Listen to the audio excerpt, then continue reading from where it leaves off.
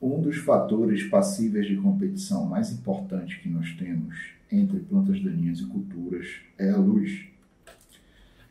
E para entender bem essa questão de competição por este fator de competição, nós temos que entender as relações complexas que existem entre o ambiente e a planta.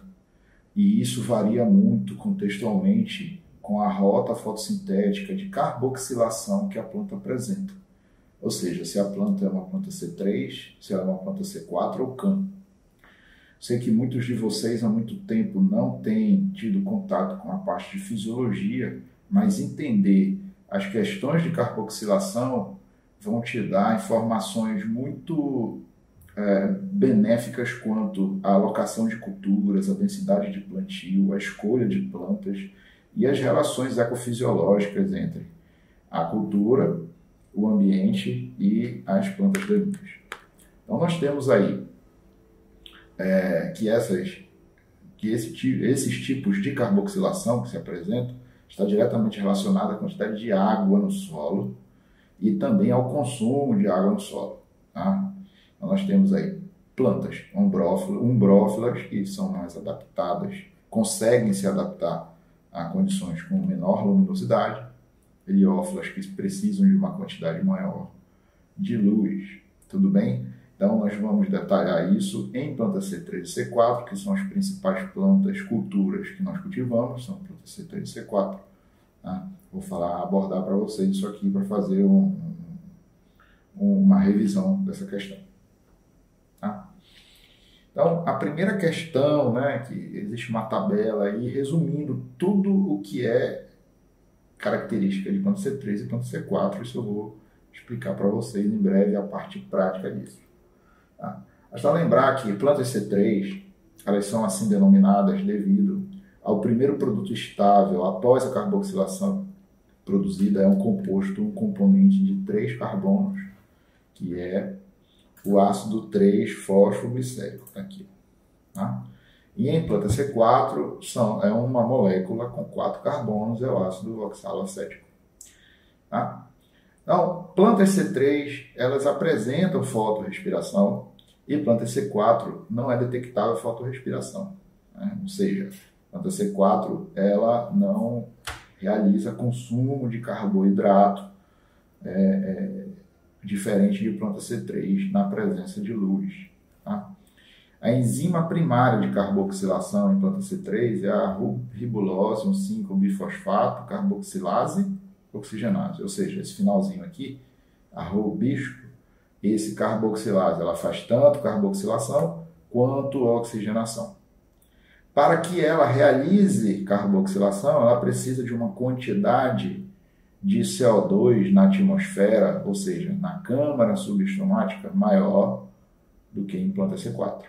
E isso vai dar uma implicação prática muito grande no consumo de água, por exemplo. Eu vou já explicar para vocês. Em planta C4 é a fosfenolpiruvil carboxilase. Ela não faz oxigenase. Logo, qualquer molécula de CO2 que estiver por aí no ambiente, ela capta, certo? A saturação por luz, aí que entramos de fato na parte de luz, plantas C3 se saturam com 1/3 da luminosidade máxima.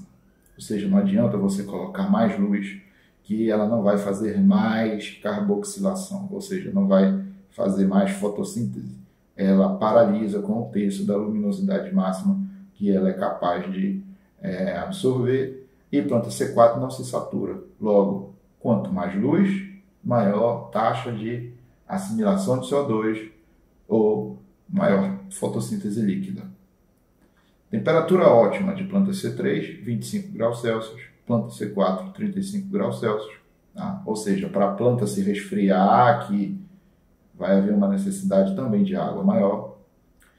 O coeficiente transpiratório de planta C3 é maior, ou seja, a planta precisa de muito mais água para produzir 1 grama de biomassa. Planta C3 é de 450 mil gramas de água para produzir 1 grama de biomassa. E planta C4 de 150 a 350 gramas. Logo, planta C4 necessita de menos água para produzir biomassa. A relação CO2 ATP na LPH é maior em planta C4, que produz mais ATP por CO2 absorvido. E o conteúdo de nitrogênio nas folhas é menor em planta C4 e menor em planta C3. Logo, qual é a melhor planta?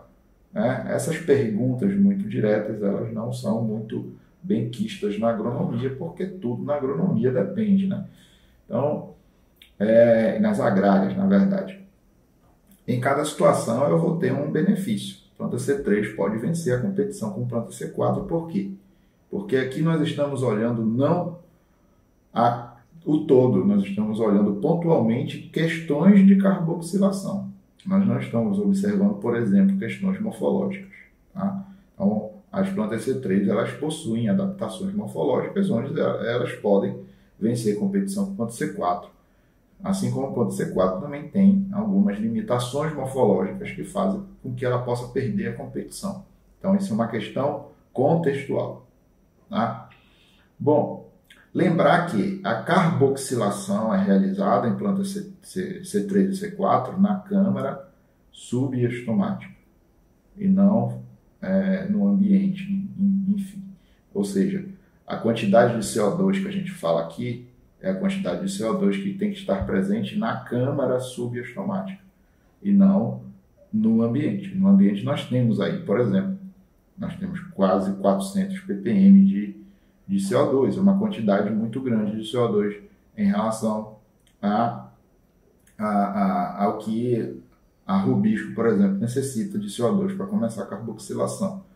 Tá? Mas a câmara subestomática ela não é só composta por essa atmosfera externa.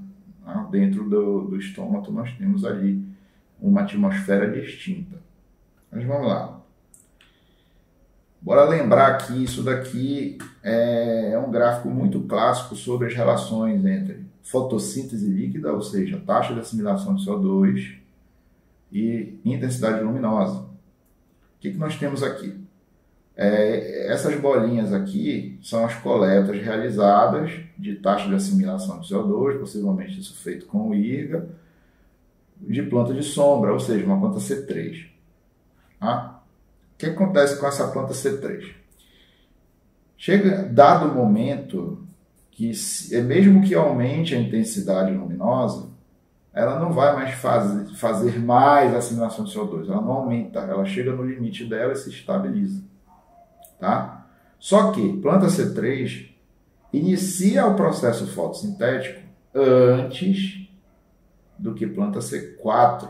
Aqui nós temos planta C4 que não se satura. Olha, quanto mais luz, maior é a taxa de assimilação de CO2. Ou seja, quanto mais luz, melhor. Só que ela começa a iniciar a taxa de assimilação de CO2, fotossíntese, quando praticamente a planta C3 já está no máximo de intensidade luminosa que ela consegue assimilar CO2. Se isso fosse uma questão de competição, isso quer dizer o quê? Quem começa primeiro é C3. Ou seja, com pouca luz, ela já inicia a fotossíntese. E a C4 precisa de muita luz para poder fazer fotossíntese. Tá? Ou seja, qual é o pior inimigo de planta C4? Sombra. Tá? Então, em determinada situação de competição, a planta C3, já que ela começa a fazer fotossíntese mais cedo, e ela não precisa de tanta luz para fazer a assimilação de CO2, se o ambiente for um ambiente com restrição luminosa, quem vence a competição é a planta C3. Certo? Então, logo, numa floresta, por exemplo, o que a gente tem mais numa floresta? Planta C3. O que nós temos mais numa savana? Planta C4. Ah, pasto, planta C4. Por quê? Porque não tem sombra, tem muita luz. Tudo bem? Então aí nós já determinamos o seguinte: se eu quero controlar a planta C4, o que eu tenho que fazer com ela? Sombra. Tudo bem? Se eu quero matar planta C3, o que eu faço com ela? Menos água. Tá? Planta C3 precisa de muita água, por quê? Porque tem que manter o estômago muito aberto para que na câmara subestomática tenha mais CO2 do que O2, que é para rubisco trabalhar como? carboxilação e não como oxigenação. Tá? Então, planta C3 vence a competição se tiver menos luz, planta C4 vence a competição em relação a C3 se tiver menos água. Então, essa questão de estômato a gente pode ver muito claro em anatomia, quando a gente percebe que a abertura estomática, por exemplo, isso aqui é uma planta C4, tá? E essa aqui, esse estômato não precisa estar muito aberto para que ainda assim a perspicácia funcione como carboxilação. Se o estômato não precisa estar muito aberto, como é o caso de planta C3, se essa abertura estomática não é tão grande, existe uma restrição à saída de água. Quanto menor a abertura do ostilo, do estômago, menor vai ser a perda de água. Logo, plantas que têm o estômago com essa restrição de abertura do ostilo vão ter uma menor perda de água e, desta feita, terão um menor consumo de água também. Planta C3, como precisa do estômago estar muito aberto para diminuir a resistência à saída de oxigênio proveniente da fotossíntese e à entrada de CO2, isso faz com que também facilite a saída de água. Logo, plantas C3 possuem abertura estomática maior do que planta C4. Por quê? Porque deve-se privilegiar a entrada de CO2 e a saída de O2 para que a rubisco funcione como carboxilase. Então, por que saber C3, C4? A gente tem que conhecer. Conhecendo C3, C4, a gente sabe qual é o ponto forte e o ponto fraco, tanto da planta daninha quanto da cultura. Nós temos que favorecer a cultura e desfavorecer o inimigo. Se eu planto uma planta C4, eu preciso de muita luz. Logo, eu vou plantar no período do ano que tenha muita luz. Se eu for fazer um plantio integrado com planta C4, eu tenho que perceber que este sombreamento vai me dar um efeito negativo, que é justamente uma produção menor. Então, o grande objetivo de saber a diferença de C3 e C4 é favorecer o amigo, que é a cultura, e desfavorecer o inimigo, que é a planta daninha. Geralmente, mas não sempre, monocotiledôneas, geralmente, mas não sempre, são C4. Dicotiledôneas, geralmente, não sempre, são C3. Eu tenho monocotiledôneas C3 e tenho dicotiledôneas C4. O que interfere na competição por luz, vamos lá. Altura. Quanto maior a altura da planta, mais sombra eu vou ter ao lado dela. Então, quanto maior a altura, maior é o potencial competitivo da cultura com planta daninha. Se eu tenho uma planta mais alta, eu tenho uma planta que faz mais sombra. Se eu tenho uma planta que faz mais sombra, eu vou culturalmente controlar a planta daninha. Eu vou diminuir o acesso à planta daninha à luz. A arquitetura da planta. Se eu tenho plantas esgalhadas, elas vão fazer mais sombra. Se eu tenho plantas eretas, elas vão fazer menos sombra. Plantas esgalhadas produzem mais sombra, logo menos planta daninha. Tá? No entanto, plantas maiores e com maior área de arquitetura da planta vão favorecer também maior autossombreamento e menor eficiência na recepção de luz e conversão disso em carboidrato. Vale lembrar isso. Eu não tenho uma super planta onde eu resolvo todos os problemas. Eu resolvo alguns problemas e arranjo outros problemas. Eu tenho que manejar isso de acordo com o contexto do meu sistema produtivo. A área foliar. Então, se eu tenho culturas com uma maior área foliar, eu vou ter maior sombreamento ao redor da planta. Quanto maior o sombreamento ao redor da planta, menor a disponibilidade de luz para a planta daninha. E assim, mais fácil será o controle. No entanto, quanto maior a área foliar, também terei menor interceptação luminosa. Tá? Por quê? Se eu tenho menos área foliar, eu tenho menor autossombreamento. Tá? Aí vale lembrar também, quanto maior a área foliar, maior vai ser a área de molhamento, lá na fitopatologia, que vai interferir em mais doença. Então eu tenho que quantificar o limiar do que é problema para mim e o que não é problema. Um grande exemplo, se eu estou produzindo Soja orgânica, onde eu não vou poder usar herbicida. Logo, eu vou ter que ter uma soja com uma área foliar maior. Por quê? Porque a própria planta vai diminuir o acesso à luz às plantas daninhas. No entanto, maior a área foliar, mais folhagem, eu vou ter um microclima no terço inferior da planta de soja com mais umidade. E mais umidade pode me dar maior possibilidade de esporulação de patógenos, por exemplo. Então, é ter que aliar isso. Como é que eu faço maior área foliar e menos molhamento?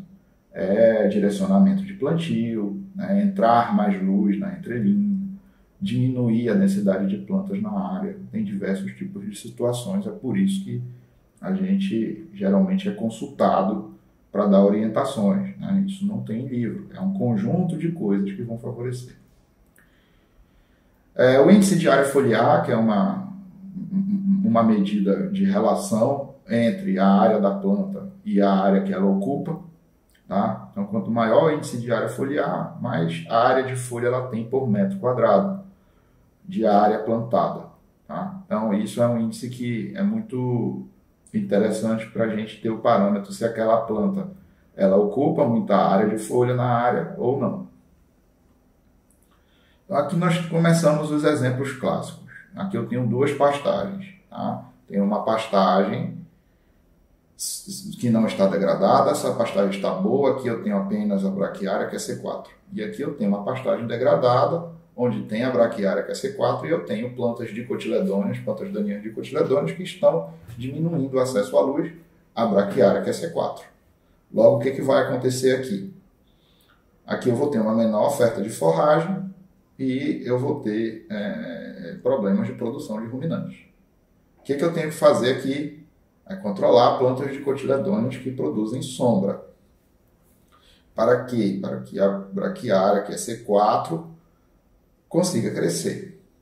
Então eu vou controlar as plantas, vai entrar luz novamente e eu tenho que também retirar o inimigo aqui dessa pastagem. Quem é o inimigo dessa pastagem depois da planta daninha? O próprio boi, o próprio ruminante. Ele não pode, depois que eu tiro a praga da pastagem, eu não posso imediatamente entrar com o animal aqui. Se eu entrar com o animal, ele vai comer a braquiária que está se recuperando. Então, vai acabar reinfestando a área. Vai ter um vídeo que eu vou mandar para vocês que é sobre a história do boi capeta, justamente sobre uma área de recuperação de pastagem, que vocês fiquem ligados aí. E aqui eu tenho outro exemplo dessa questão de competição por luz que vai interferir em diversas situações também de crescimento da planta. Então, observem aqui. Isso aqui é 15 dias após o semeio, após a emergência do milho. Então, eu tenho que 15 dias, que é dias após a emergência do milho, aqui é índice de área foliar. Quanto mais para cima, mais folha. Quanto mais para a direita, mais dias após o plantio do milho. E aqui eu tenho um exemplo de braquiária. O azul é braquiária solteira, tá? Plantada sozinha. E o vermelho é braquiária consociada com milho. Integração lavoura-pecuária. Tá? O que acontece? Vamos colocar aqui. O máximo de folha que a braquiária atinge consociada é aqui. 140 dias mais ou menos. Ela vai atingir 3 de índice de área foliar. Já a braquiária sozinha, o máximo de folha dela, ela atinge aqui, 135 dias, e ela vai ter 5,8, quase 6 de índice de área foliar. Quase 3 vezes mais do que consociado. O que aconteceu aqui? O que aconteceu nessa situação? Por que tem mais folha na braquiária solteira? Tem mais folha na braquiária solteira porque ela não teve sombreamento de ninguém. Solteira, tá aqui, semente eu coloquei no solo, germinou, germinou, germinou. Vão crescer aqui, braquiária, competindo com quem? Competindo com ela mesma. Tá de boa, não tem nada para atrapalhar. O tempo que uma braquiária leva para germinar e emergir, na verdade, germinar é mais lento, mas emergir é de mais ou menos, 10 dias. 10 dias. Aqui não, olha, milho junto com braquiária. O que vai acontecer aqui? Milho germinou no máximo em 6 dias. 6 dias. Então, o que acontece? Quando a braquiária germinar aqui, quando ela germinar, o milho já vai estar grande. Se o milho já vai estar grande, não é uma planta C4?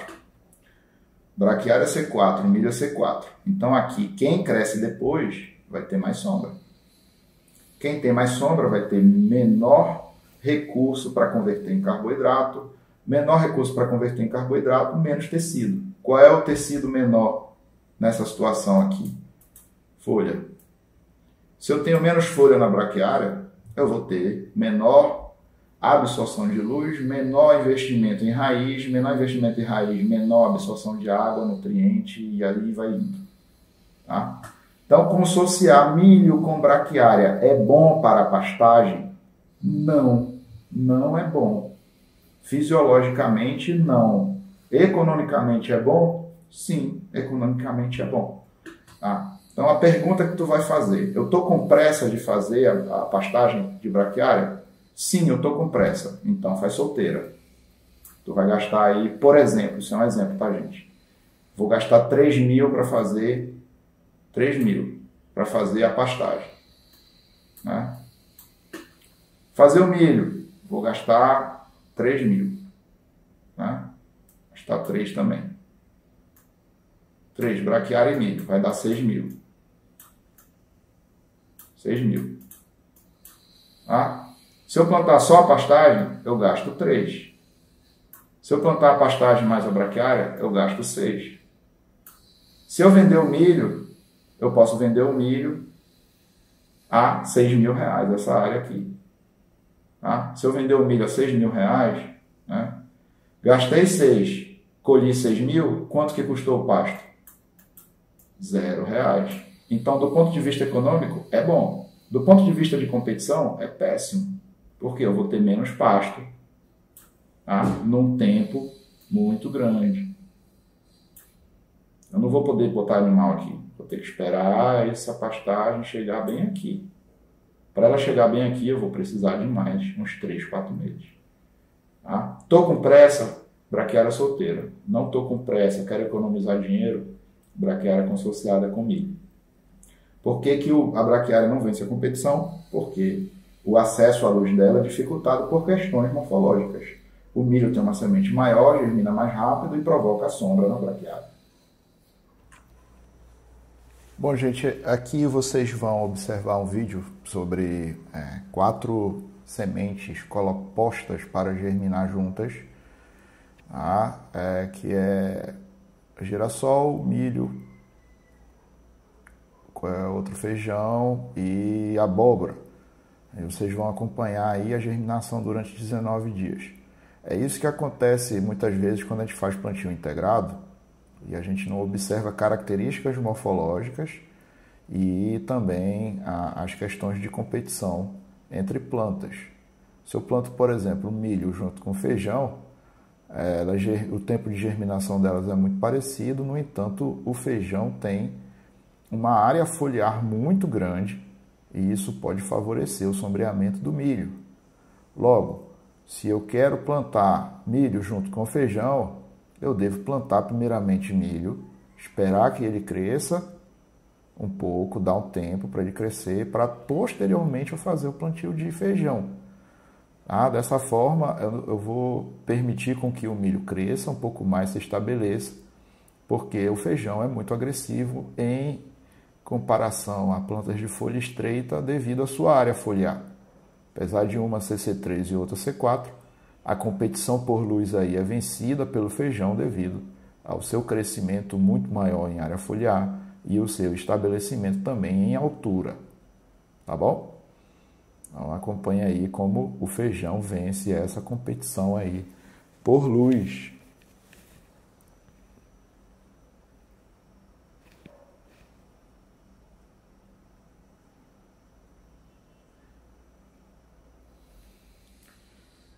E aqui eu tenho outro exemplo de sombreamento em LPF. Olha só como é legal isso aqui. Tá? Isso aqui é espaçamento de eucalipto. Tá? Aqui é produção de milho. E aqui é radiação solar. Azul é produção de milho. Ou seja, se eu tenho um espaçamento muito pequeno de braquiária, eu tenho uma produção muito pequena. Se eu tenho um espaçamento muito grande de braquiária, eu tenho uma produção muito grande. Tá? Agora, prestem só atenção. Se eu tenho, aqui é luz, tá? Se eu tenho um espaçamento pequeno de braquiária, de eucalipto consorciado com braquiária, eu tenho aqui mais ou menos 50% de luz. Quando eu aumento esse espaçamento de 2,5 metros para 10 metros, vou arredondar aqui para ficar mais didático, passa de 50% para 65%. Então, a diferença de luz aqui do espaçamento é de 15%. Tá? 15%. Mas a de produção, a diferença é essa aqui, olha. É daqui até aqui. Vai de 500, vou arredondar aqui, tá, gente? Vai de 500 a 3.500 quilos. Tá? Então, a diferença aqui é de 7 vezes mais. Opa, ao contrário aqui. 7 vezes mais, tá? 7 vezes mais. De 500 para 3.500, ou seja, 15% a menos de luz interfere em 700% na produção de uma planta C4. Tá? Então, luz é um fator importante para a planta C4? Muito importante. Tá? Então, didaticamente seria isso. O cara, não, eu quero fazer plantio de eucalipto junto com milho. Tá, você quer fazer, então você tem que diminuir a densidade de eucalipto. Tem que ser maior o espaçamento. Se for maior o espaçamento, eu vou ter uma produção maior, porque vai entrar mais luz. Ou então, eu planto uma planta C3, num espaçamento menor. Tá? Ou então, eu planto o eucalipto no sentido leste-oeste. Tá? Para quê? Para entrar mais luz na entrelinha. Então, eu tenho opções. Outra questão, mandioca, né? Tem o mandioca ereta e tem o mandioca esgalhada. Mandioca ereta, se eu mantiver o mesmo espaçamento da mandioca esgalhada, eu vou ter uma quantidade de mato muito maior. Tá? Então, eu quero capinar menos mandioca, mandioca esgalhada. Não, eu quero ereta, eu gosto da ereta porque vai me dar uma quantidade de raiz melhor. Então, você tem que diminuir o espaçamento. Eu não posso permanecer com o mesmo espaçamento de mandioca ereta ou o mesmo espaçamento de mandioca esgalhada. Eu vou ter uma quantidade de planta daninha maior. Tá? Se eu tenho plantas que produzem com maior altura, né? Em maior altura, mais raiz, mais área foliar, elas vão ter maior potencial competitivo de controle de planta daninha. Se eu tenho plantas cultivares menores, com menos raiz, com menos folha, a competição com a planta daninha vai ser maior. Tá? Mas dessas duas, quem é que produz mais?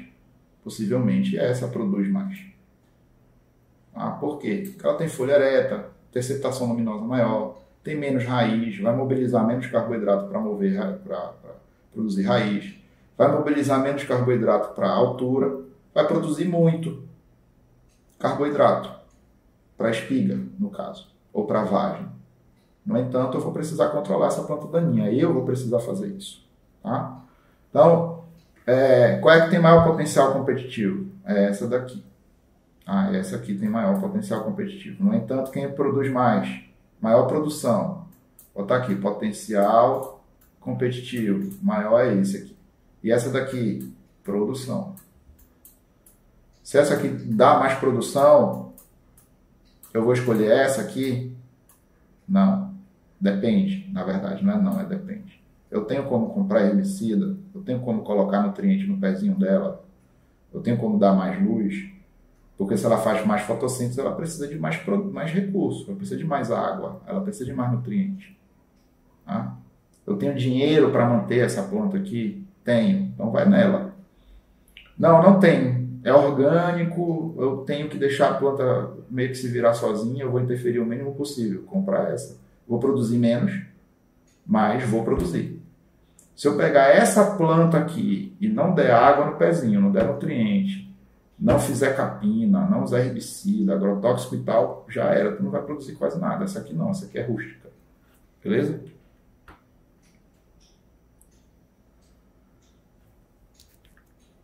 Aqui eu tenho uma tabela de cultivar, né?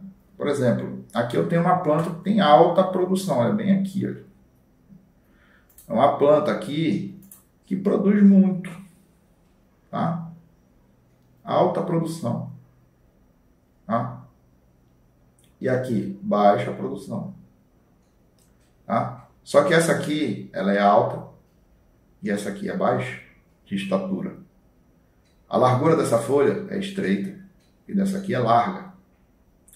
Essa folha é ereta e essa é decumbente. Se eu olhar só para a produção, eu escolheria essa. Se eu olhar para a questão de competição dela com planta daninha, ou seja, rusticidade, essa aqui é melhor. Tá? Então, essas questões elas têm que ser contextuais para que você escolha a planta adequada para competir por luz com a planta daninha. De uma maneira básica, tenho dinheiro, tenho condições ambientais favoráveis, tenho condições edáficas favoráveis, vou focar na produção. Por quê? Porque eu vou dar recursos para a planta, para ela poder dar o melhor dela, que é o quê? Produzir. Produzo num solo ruim, arenoso, com muita chuva, solo com muita lixiviação, pouca retenção de nutriente, o clima não é estável, eu vou pegar uma mais rústica. Aí eu pegaria a cultivar 3. Tá? Tá aqui as 3. Ó. Baixa competição, alta competição. Alta produção, baixa produção. Questões de escolha. Se eu tenho plantas de folha ereta, diminui o espaçamento, aumenta a população de planta. Tá? Plantas com folhas mais prostradas, com sistema radicular maior, aumento o espaçamento. Para quê? Para eu não promover competição intra-específica. Alguns exemplos de plantas C3, nós temos aqui a soja, a aveia, trigo, trítico, estivo, é planta C3. Vejam só, o trigo é uma planta monocotiledônea e é C3. Tá? Então, nem sempre planta de folha estreita é C4. Arroz é C3, feijão é C3, quenopódio album, que é uma de cotiledônea, C3, planta daninha, lólio, que é o joio, né? Planta C3. Mecanismo C4 de planta daninha aqui, eu tenho a tiririca, né? Ciperácea, tenho capim pé de galinha, né? Milho, cana são plantas C4, sínodo é planta C4. Tá bom? Então, vamos lá. Quem vai se dar bem em determinadas condições de competição? Em sombra, quem é que se dá bem? Planta C3. Falta de água, quem se dá bem? Planta C4. Presta atenção, gente. Gente que fala que a planta C4 não gosta de água. Gosta. Ela tolera a menor quantidade de água. Tá? Excesso de água, planta C3. Se dá bem. Excesso de luz, planta C4. Temperatura elevada, planta C4. Temperatura baixa, planta C3. Tá? Então, o que aprendemos até aqui é que a competição por luz ela varia conforme o tipo de carboxilação da planta. Então, é bom você saber se a planta é C3 ou C4, isso já te ajuda muito no entendimento das relações fisiológicas de produção. Altura, área foliar, densidade de plantas, ela interfere na competição por luz. Então, você pode usar isso em seu benefício para quê? Para que a própria cultura promova uma menor disponibilização de luz às plantas daninhas. E existe relação entre carboxilação e necessidade hídrica. a planta EC3 precisa manter o estômago mais aberto para que faça mais carboxilação e menor oxigenação. E maior abertura estomática vai me dar o quê? Maior abertura estomática vai me dar menor restrição à perda de água. Então, planta EC3 perde mais água por manter o estômago aberto devido às características da rubisco. Beleza, gente? Então, aqui ficamos em competição por luz. Essa aula ficou um pouquinho maior. As outras vão ficar um pouquinho menor, um pouquinho mais diretas ao assunto, porque a questão de luz é preponderante nos nossos mecanismos de manejo integrado de plantas daninhas, tá bom? Então, muito obrigado, até mais.